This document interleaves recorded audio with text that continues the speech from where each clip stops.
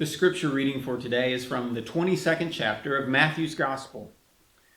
Then the Pharisees went and plotted to entrap Jesus in what he said. So they sent their disciples to him along with the Herodians, saying, "Teacher, we know that you are sincere and teach the way of God in accordance with truth, and show deference to no one, for you do not regard people with partiality. Tell us then what you think. Is it lawful to pay taxes to the emperor or not?" But Jesus, aware of their malice, said, "You are putting me to the test, you hypocrites. Show me the coin used for the tax." And they brought him a denarius. Then Jesus said to them, "Whose head is this, and whose title?" They answered, "The emperor's." Then Jesus said to them, "Give therefore to the emperor the things that are the emperor's, and to God the things that are God's." When they heard this, they were amazed, and they left him and went away. The word of the Lord. Thanks be to God. When I was a kid, my younger sister always tried to claim that my books belonged to her.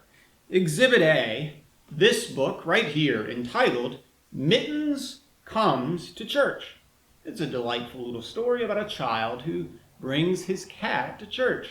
This was my book. It was a book I received at church at a young age in a Sunday school class. The teacher who gave it to me wrote my name on the cover, Nathan. Some years later, my sister must have started liking this book, and she apparently decided that she wanted it to be hers.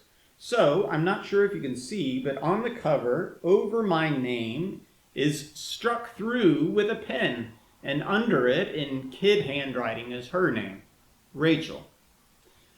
I'd like to tell you this was the only one of my books to suffer this fate, but looking back at books from my childhood, there are lots of other examples.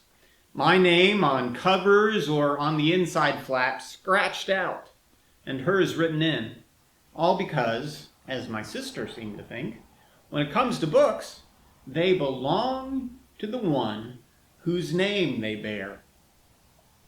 They belong to the one whose name they bear. That's kind of the conclusion Jesus offered when talking about taxes and coins. When the Pharisees tried to entrap Jesus by asking him a question about taxes, he looked at a coin and said, "Give to the emperor the things that are the emperor's, and to God the things that are God's." Their question was a trap because it was a controversial subject. Taxes have always been a difficult topic, but especially in the time of Jesus. The taxes were imposed by the Romans who occupied the lands of Israel. The Jewish people were against the taxes, and they privately grumbled about them. But to oppose the tax publicly might be treason in the eyes of the authorities. Which side was Jesus on? But Jesus was always good at avoiding traps when he needed to. He had a way of speaking a wisdom that confounded his questioners. And so Jesus figures out a way to thread the needle of this conversation and leaves those who tried to entrap him amazed.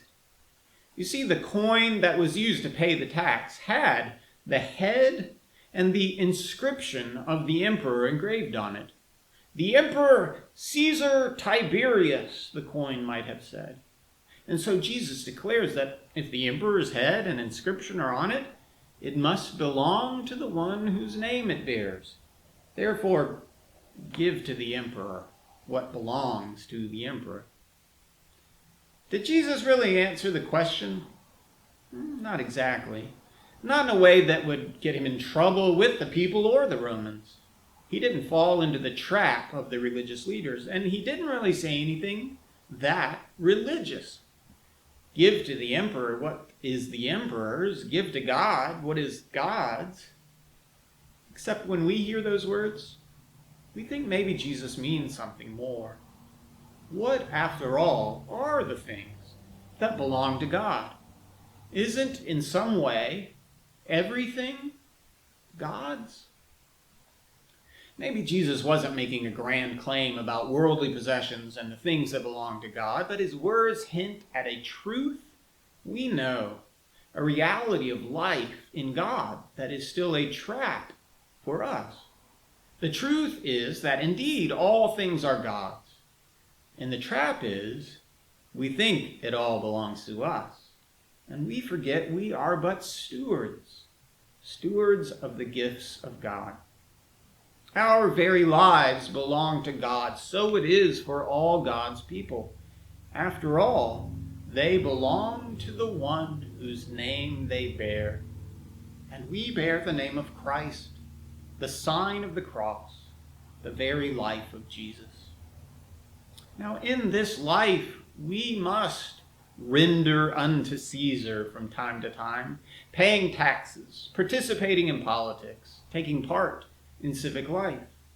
But as we do, we must be careful to avoid the pitfalls, the traps that would lead us to forget God is bigger than these, and that life in God is more valuable than the coins we hold in our hands.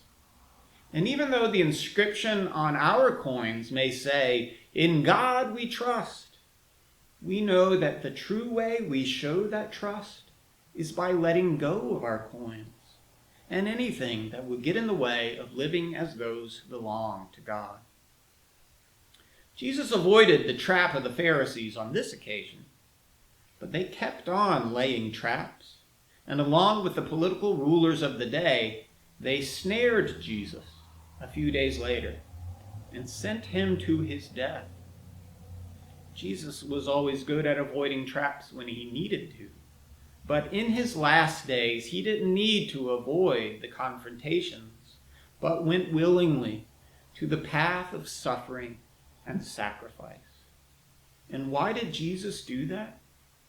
Because he belonged to the one whose name he bears. He belongs to God the Father, who gave him this mission to give his life for all. And now we bear his mark, you see. Written over our names is the name of the one who redeems us, the one whose name we bear, Jesus.